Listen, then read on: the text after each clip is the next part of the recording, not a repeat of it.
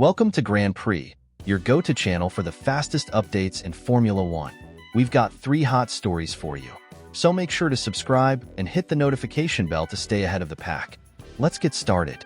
Tell me, what do you think about Gabriel Bortoleto's first days as a Formula One driver? Do you believe he performed well, or were you expecting more?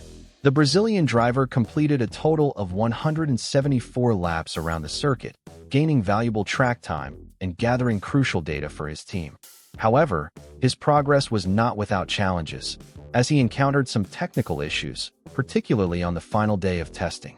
These setbacks slightly disrupted his program, but nothing that could dampen the young driver's enthusiasm. Despite the obstacles, Bortoleto remained optimistic and shared his thoughts about the experience in an interview at the end of testing. Reflecting on his first official F1 test, Bortoleto expressed satisfaction with the team's work and his personal progress. These were 3 very good days of testing, or, to be precise, 1.5 days for me, since I had some disruptions. But for the team, it was 3 full days of valuable running. I'm happy with what we managed to achieve, and we have a lot of data to analyze. I am learning more about the car, about working with the team, and adapting to the demands of Formula One. I also have a new engineer for this season, so we are getting used to working together. But overall, these were positive days, he explained. The Brazilian also acknowledged the surreal nature of his rapid rise to the pinnacle of motorsport, admitting that the reality of competing in his first Formula One Grand Prix still felt almost unbelievable. It doesn't feel real, to be honest. Knowing that in just 2 weeks, I'll be lining up for my first F1 race is an incredible feeling. The time is passing so quickly, and the excitement is building up.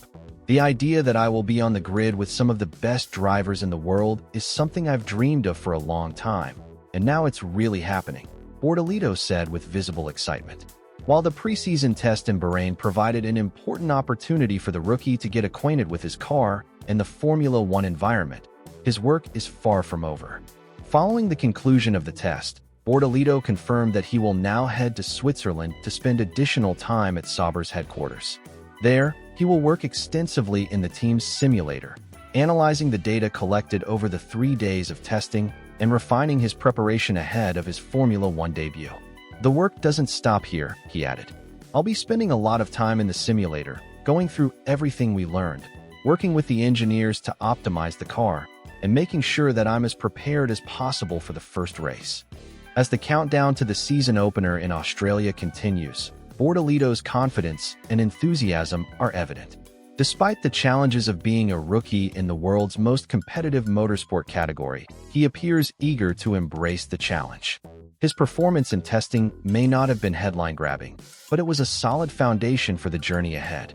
With his positive mindset and determination, he hopes to make a strong impression in his debut race. Now, the big question remains: will Gabriel Bortoleto have a successful rookie season in Formula One? Can he handle the pressure and adapt quickly enough to fight for competitive positions in his debut year? His journey has just begun, but the excitement surrounding his presence in the sport is undeniable. What are your thoughts? Are you confident that Bortoleto will make a strong impact in his first season? Do you think he has the potential to surprise and exceed expectations? Let us know in the comments. Hello, my friends. Welcome to another information-packed video here at Grand Prix, where we bring you the latest updates on the world of Formula One. Today, we have some exciting news about Red Bull's new car, which is set to receive its first major update this week. But before we dive into all the details, I invite you to subscribe to the channel so you don't miss any of our direct and to-the-point daily videos. And if you enjoy this content, don't forget to leave a like to support our work. As you already know, the preseason testing sessions are currently underway in Bahrain, with teams getting 3 days of track action to evaluate their cars for the 2025 season. One of the biggest points of interest, as always, is Red Bull's new machine. The reigning champions have been the most dominant team since the introduction of ground effect regulations, but last season saw other teams closing the gap. In terms of performance, Red Bull faced several issues, and at one point, Verstappen's championship victory was under real threat. Many attribute these challenges to the departure of Adrian Newey, Red Bull's legendary designer, whose influence shaped the team's dominant streak. Without his direct guidance, the engineering team now has to determine their own direction for car development. When the RB21 was first presented, it didn't show any radical visual changes compared to its predecessor. Instead, the team focused on making it more predictable and easier to drive, a key factor given the handling issues they encountered in 2024. However, according to a report from Motorsport magazine, Red Bull is already planning a significant update for this Friday, the final day of preseason testing. That's right, the first major upgrade for the RB21 is expected to be introduced tomorrow. This package is set to make the car more aggressive in certain areas, incorporating ideas that the engineers had during the final stages of the car's initial development. It appears that Red Bull's factory had enough time to design and manufacture these new components so that they could be tested before the first race weekend of the season. This strategy will allow the team to compare the data gathered from Wednesday and Thursday sessions with the performance of the newly updated car on Friday. The information available suggests that this is not just a minor tweak, but a major upgrade that could significantly impact performance. Among the key changes is a redesigned floor, a crucial element for ground effect aerodynamics, which could provide the team with an advantage heading into the first race of the year. However, there is also some level of risk involved. With only one day of testing left after the updates are introduced, Red Bull will have very little time to gather data, analyze performance, and make the necessary adjustments. If any unexpected issues arise, they might not have enough track time to resolve them before the season opener in Australia. This makes their decision a bold but potentially rewarding one. Now, the big question remains: is this the right move for Red Bull? Should they take the gamble and introduce major changes at the last minute?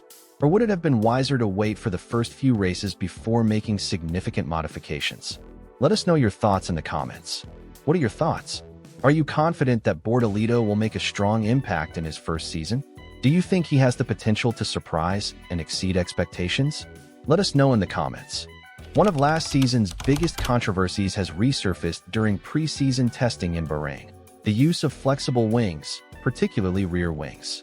Onboard footage from multiple teams has revealed that some cars still show a noticeable degree of wing movement, exceeding the limits set by regulations. This movement is especially visible on long straights, where certain wings appear to bend slightly or create small gaps, effectively acting as a mini DRS. By reducing aerodynamic drag, this mechanism allows cars to gain extra straight-line speed, providing an unfair advantage. To address this issue, the FIA had previously banned such devices, with Mclaren being the primary team forced to modify its design last season. The governing body made it clear that further tests would be conducted to ensure compliance and prevent any teams from exploiting flexible wings for additional performance benefits. However, despite these restrictions, it appears that the problem has not been entirely eradicated. During the recent preseason tests, Red Bull's chief engineer, Pierre Watch, voiced concerns about the continued presence of flexible wings on rival cars. According to Watch, Ferrari and McLaren seem to be the primary offenders, having allegedly found ways to maintain some degree of wing flexibility. Red Bull believes that these teams have gained a measurable advantage from their aerodynamic setups, particularly on circuits with long straights where drag reduction is critical. However, rather than immediately lodging a formal protest with the FIA, Red Bull has opted to wait for further inspections. Watch explained that the governing body's technical delegates are expected to conduct rigorous checks before the season opener at the Australian Grand Prix. If the FIA identifies any irregularities, teams could be forced to make last-minute modifications to their cars, which could significantly impact their early season performance. Furthermore, from the Spanish Grand Prix onward, the FIA is expected to introduce even stricter scrutiny regarding flexible wings. Any team found in violation of the regulations will be required to make immediate adjustments, which could result in additional costs and resource allocation that might hinder overall car development throughout the season. Given Formula One's budget cap and the competitive nature of the sport, such unexpected expenditures could have lasting consequences. This situation raises several critical questions about the effectiveness of the FIA's oversight and the willingness of teams to push the boundaries of legality. With images and telemetry data supporting Red Bull's claims, the debate over flexible wings is unlikely to disappear anytime soon. As the start of the season approaches, teams will need to make crucial decisions regarding their aerodynamic setups. Will Ferrari and McLaren risk continuing with their current designs, or will they make adjustments before facing potential penalties? Additionally, how will the FIA respond to these allegations? Will stricter enforcement finally put an end to flexible wing exploitation, or will teams continue finding ways to gain an edge through innovative interpretations of the rules? With just days remaining until the first race of the season, all eyes will be on the FIA's technical inspections and any potential protests that may arise. Until then, speculation will continue to build, and the paddock remains divided on whether flexible wings should be a concern for the 2025 season.